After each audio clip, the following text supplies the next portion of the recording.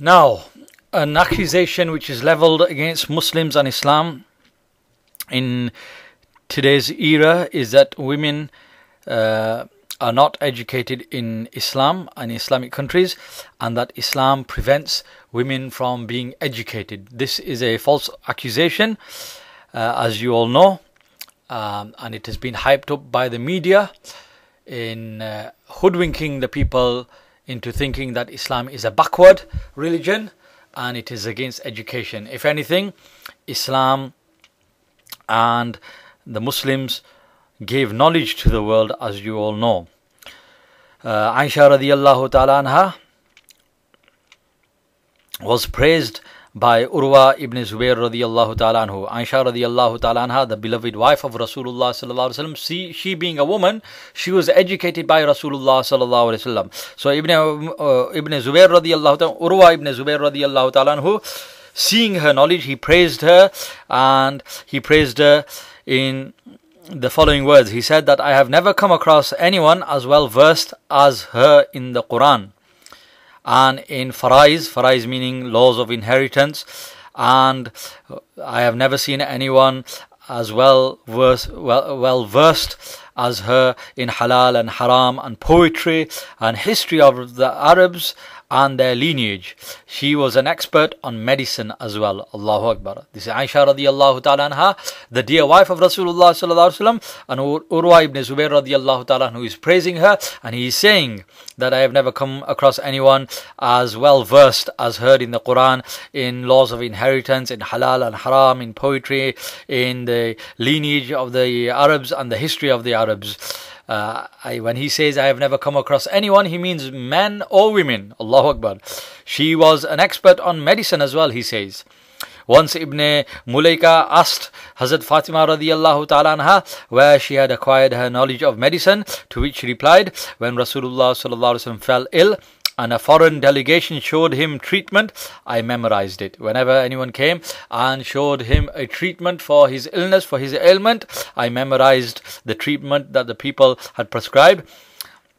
And thereby she became an expert on medicine also. She was also an expert in arithmetic. Many Sahaba inquired various masail from her, including masail on inheritance. For anyone in this day and age as well, Muftiyan Kiram, Ulama Kiram, our scholars who are experts on knowledge of inheritance, will know that they have to first of all be experts in inheritance, laws of inheritance. In order to be experts in the laws of inheritance, they first of all have to be experts in arithmetic. And algebra, etc., was invented by the Muslims in order to help them solve problems with laws of inheritance, that who gets how much when somebody dies, then from the wealth of the deceased, who gets what portion of that of the deceased's wealth, and how the wealth is allocated. Then in order to solve those problems, the ulama kiram of the time, they were also mathematicians, and they invented algebra. And so you have to be an expert in arithmetic in order to be an expert in the laws of inheritance. So Aisha radiallahu ta'ala anha was an expert in the laws of inheritance, and as a result she was also an expert in arithmetic. That is just one Sahabiya, Aisha radiallahu ta'ala anha. Let me mention a few more. Hazrat Darda radiallahu ta'ala anha was also a very knowledgeable lady. She was the wife of Abu Darda radiallahu ta'ala anhu, and she possessed great knowledge. Imam Bukhari rahmatullah has mentioned her in his Sahih. In his Bukhari Sharif he's mentioned, and he's complimented her and praised her and mentioned her knowledge and the depth of her knowledge.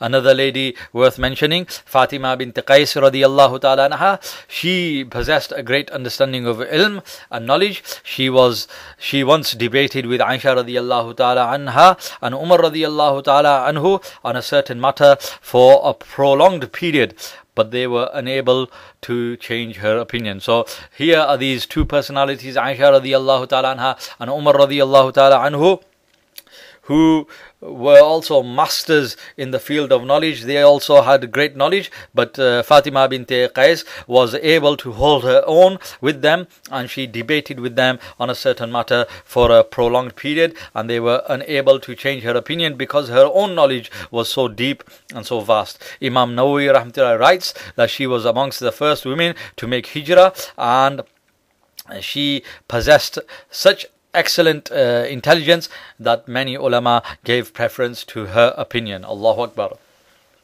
And also, another lady worth mentioning is the female teacher of Allama Jalaluddin Abdurrahman Suyuti rahmatullah alayhi. In those days, even our great ulama, Allama Suyuti, Allama Aini, etc., they, in the list of ustaz and teachers that they had, there were not just male teachers, as is the case nowadays, but they also had female teachers.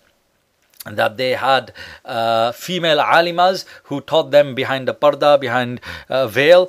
And so Allama Jalaluddin Suyuti rahmatullah was proud of the fact that one of his great teachers was in fact a woman, because Allama Suyuti rahmatullah is an Islamic scholar of great renown, and he lived in the 10th century.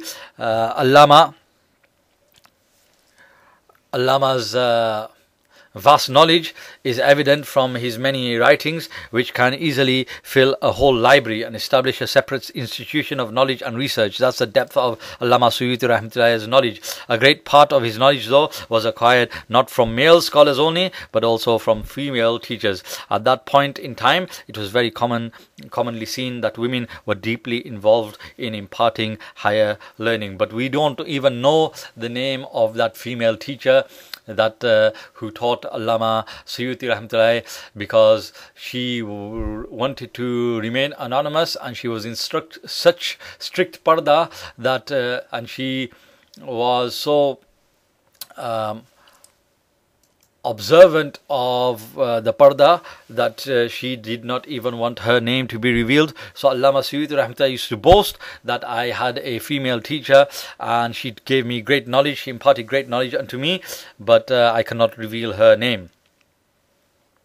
So because at in that era, it was very commonly seen that women were deeply involved in imparting higher learning also. Another lady worthy of merit and mention is a daughter of Sa'id ibn Musayyib rahmatullahi, who was a great tabi'i, and he had a daughter who had become famous for her knowledge and achievements. The Khalifa proposed marriage to her, but she refused and instead married one of her own poor students who was also an alim. The day after his marriage to her, as he prepared to leave for the lessons being taught by Sa'id ibn Musayyib, she said to him, "Stay here, I shall teach you that knowledge which Sa'id ibn Musayyib rahmatullahi teaches." So she gets married to this poor student, and then the next day when he's getting ready to go to Sa'id ibn Musayyib rahmatullahi's presence to go into his class, she says that you don't have to go, I will teach you what my father can teach you. You can stay with me, I am your wife, you are my husband, we can stay together in the home, and I will teach you exactly what my father will teach you, because my father has taught me, so I can impart the same knowledge unto you. Allahu Akbar.